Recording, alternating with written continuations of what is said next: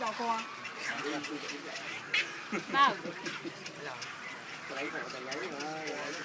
À thế à? Em cũng không biết. Mà chắc là sáng nay em đi sao đỏ sớm.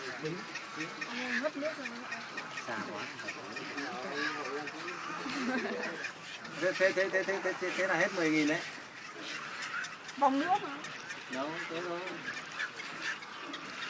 À thế à? Không, ở đây không mưa, nắng lắm.